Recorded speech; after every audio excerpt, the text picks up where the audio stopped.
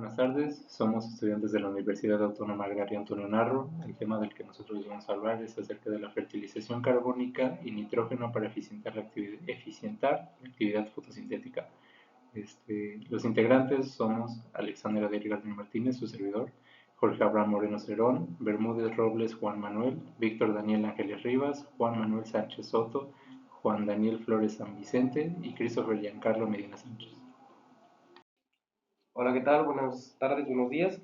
Mi nombre es Ronald Sánchez Soto y a mí me toca explicar la parte de la ley del mínimo en esta primera diapositiva, lo que es también el diagnóstico de límites fotosintéticos. Aquí podemos observar que la ley del mínimo está aplicada en la fotosíntesis. Esta ley establece que la velocidad de la fotosíntesis está limitada por el factor que se encuentra en menor disponibilidad. Por ejemplo, la luz proporciona la energía necesaria para generar lo que es el ATP, NADPH y el CO2 es la fuente principal de carbono para formar azúcares. Esta regula la apertura de los estomas y el nitrógeno es esencial para formar enzimas y pigmentos como la clorofila. Por eso, aunque los demás factores estén en buenas condiciones, si uno falla o falta, esto va a crear una insuficiencia y toda la actividad fotosintética va a disminuir, así como también lo que va a ser el cierre estomático y pérdida de turgencia.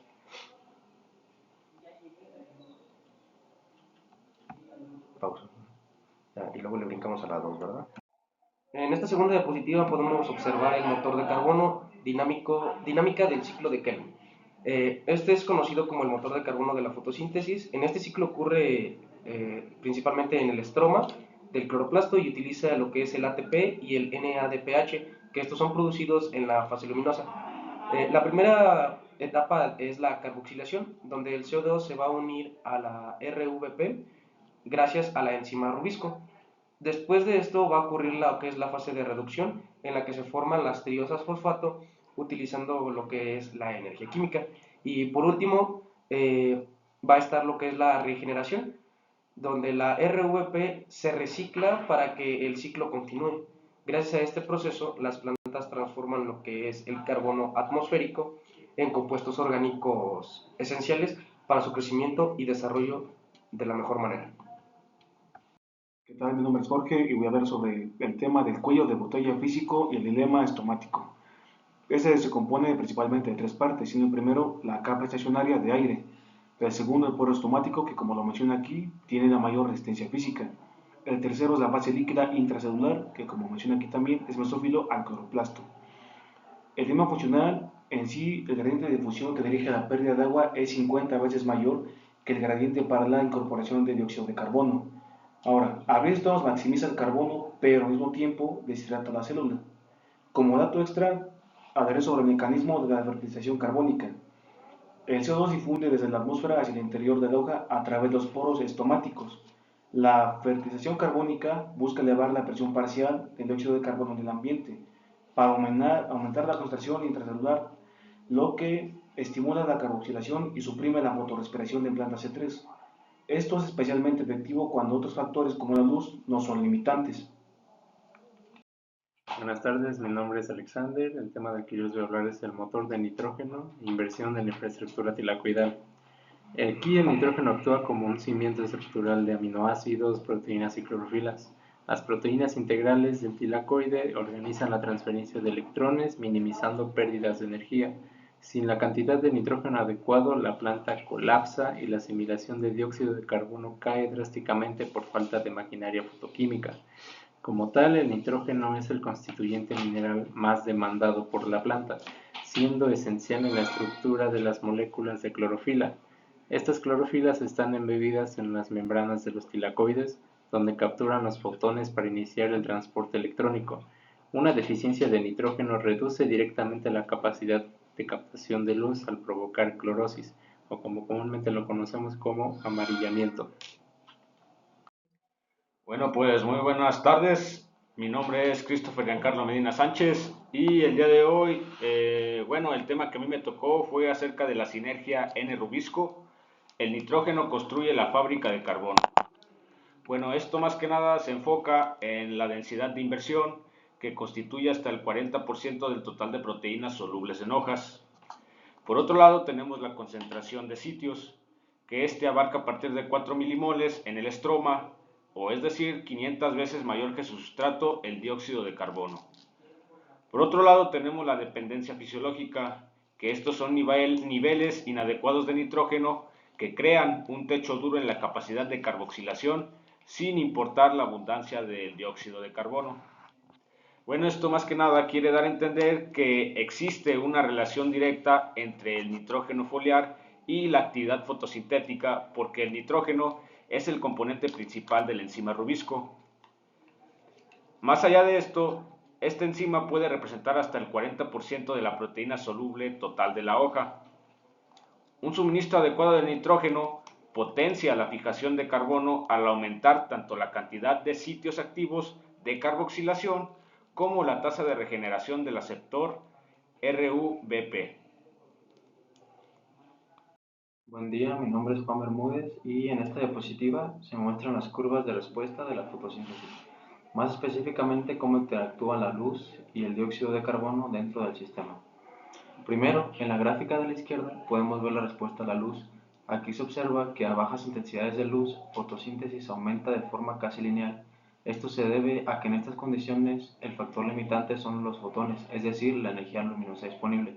Sin embargo, conforme la intensidad de la luz aumenta, la tasa de asimilación comienza a estabilizarse hasta llegar a un punto de saturación. En este punto, aunque haya más luz, la fotosíntesis ya no aumenta significativamente porque otros factores pasan a ser limitantes, como la capacidad de la enzima rubisco para fijar CO2 o el metabolismo interno de la planta. También es importante mencionar el punto de comparación donde la fotosíntesis y la respiración se equilibran, es decir, la planta no gana ni pierde carbono. Por otro lado, en la gráfica de la derecha se muestran las respuestas de CO2. Aquí vemos que al aumentar la concentración interna de CO2, la tasa de asimilación también incrementa especialmente en niveles bajos, donde el CO2 es el principal factor limitante. Después, la curva comienza a estabilizarse, indicando que ahora la limitación ya no es el CO2, sino otros procesos como el transporte eléctrico o la generación de compuestos dentro del círculo de Calvin. Finalmente, la interacción entre luz y CO2 es muy importante.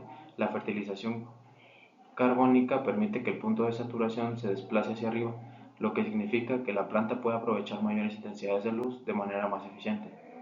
Y pues como una conclusión, la capacidad máxima del sistema está determinada por factores como la actividad del rubisco, mientras que en condiciones reales la tasa de fotosíntesis depende principalmente de la disponibilidad de luz y de CO2.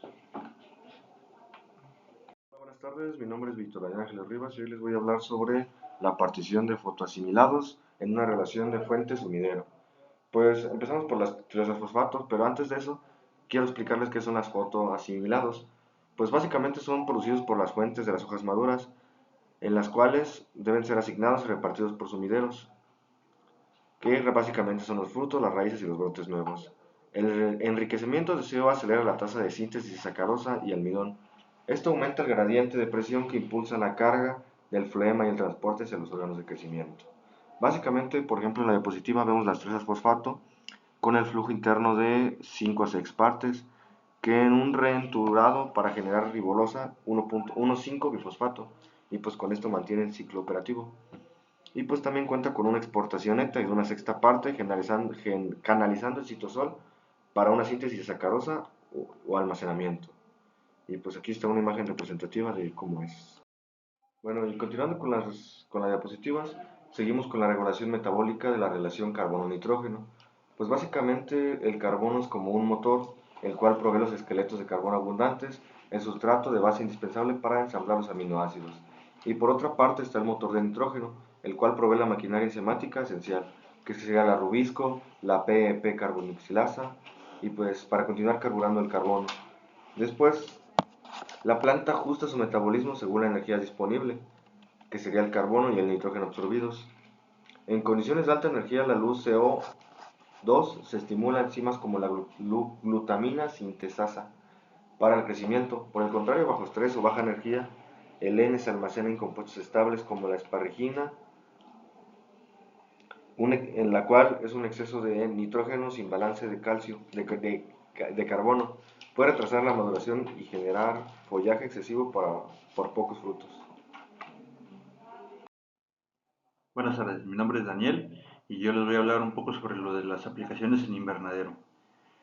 En cultivos como lo es el tomate, el nivel óptimo de CO2 oscila entre las 700 y 800 partes por millón, logrando incrementos de rendimientos del 15 al 25%.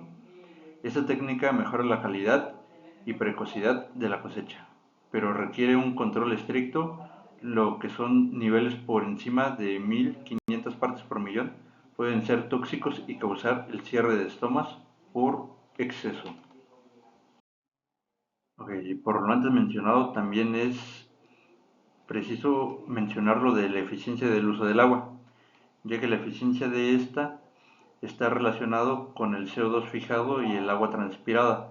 Bajo fertilización carbónica, las plantas pueden asimilar más carbono manteniendo los estomas parcialmente cerrados, lo que reduce drásticamente la pérdida de vapor de agua por transpiración mientras maximiza las ganancias de biomasa.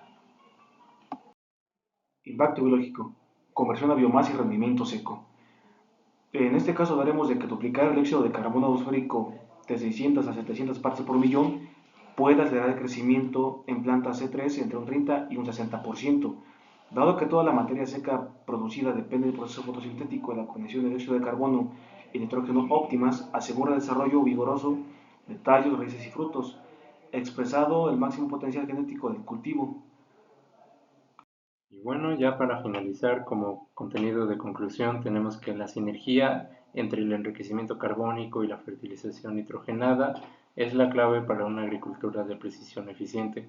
El reto futuro reside en identificar las dosis exactas para cada clima y especie, integrando el manejo de luz y temperatura para optimizar la fisiología de la planta y asegurar la sostenibilidad ambiental. Y bueno, eso sería todo de nuestra parte. Muchas gracias por su atención.